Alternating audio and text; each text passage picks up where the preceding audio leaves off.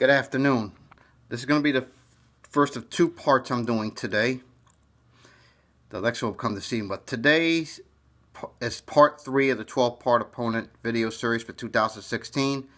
We're going to talk today about the Appalachian State Mountaineers, our opponent up in Boone, North Carolina on September 17th at 12 noon on ESPN2 or ESPN. Now let's look at the Appalachian State Mountaineers. Think about it. Last year they went 11-2 and they go 7-1 in the Sun Belt. This team just went nuts against other Sun Belt competition. But their only losses came to Clemson, a pretty good team in its own right, who reached the national championship game, and then a loss to Arkansas State in conference. But let me tell you something. They beat Ohio in Montgomery by 2 points, 31-29. Now, as we look at the 2016 version of the Mountaineers, they have a running game, and they play very average. But don't let that fool you, because they do a lot of rotating with their backs. So you won't see them winded as much. But they have a senior in Marcus Cox, a sophomore in Jalen Moore, a junior in Terrence Upshaw, and a sophomore in Josh Boyd. And that backfield is absolutely loaded. Okay? Of course, the senior Cox led their team last year with 1,423 yards and 9 touchdowns on 243 carries. He averaged almost 6 yards a carry. And those three backs will be joined by sophomore, a redshirt, Nakia Cathy, and a 3-star freshman coming in Marcus Williams Jr. As for their quarterback, and let me tell you, he's also a pretty good runner in his own right. This guy rushed for 507 yards and 5 touchdowns on 74 carries last season. His name is Tyler Lamb, a redshirt junior, and he's 6 foot, 200 pounds. As good as their running game is, their passing game seems to be a little bit shaky there. Now, while Lamb did set records for passing at 2,381 and 17 touchdown passes by a freshman, and his completion rate is almost 61% in his career, the receiving core is going to be very, very young, and they only return one of their big players from last year in junior Sheldon Metters. Now, last year he caught 21 passes for 439 yards. And look what the remaining receivers and tight ends do. Not much. Not much. This coming season, that's going to be a concern for them.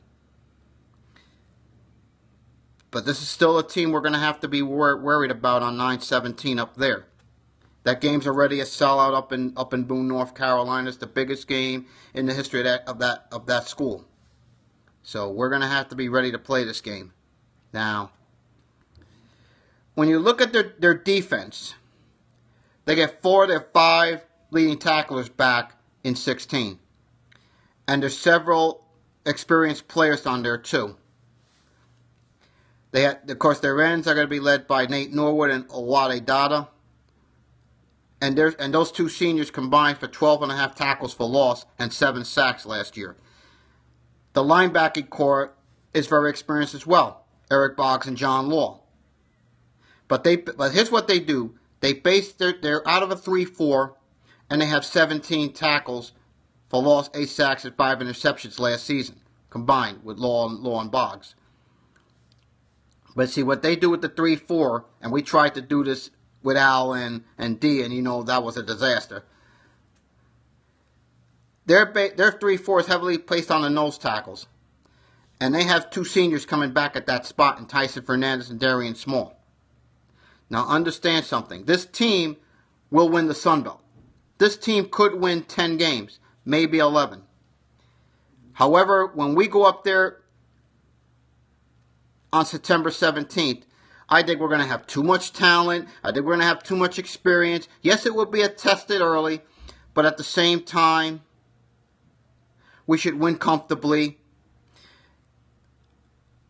I gotta say, I say that before FSU, there will be 2 games that will be tested early on. I don't consider Georgia Tech a test. I'll talk about them tonight. FAU and this game. And this game's on the road. The thing is, we will have to be ready to play this game. We cannot have mistakes. Because you don't want to remember, look what this school did to Michigan up in Ann Arbor. We all know about that. They play the big boys. They're not afraid to play the big boys. But I'm going to say, I think in the end, Canes will be too much. I think we will have enough firepower. Take their big crowd out of the game early on the road. I think we'll be tested for about a half, or maybe a half at most.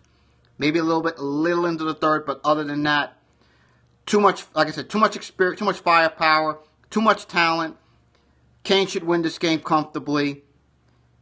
I'm going to go in this game. I'm going to go Canes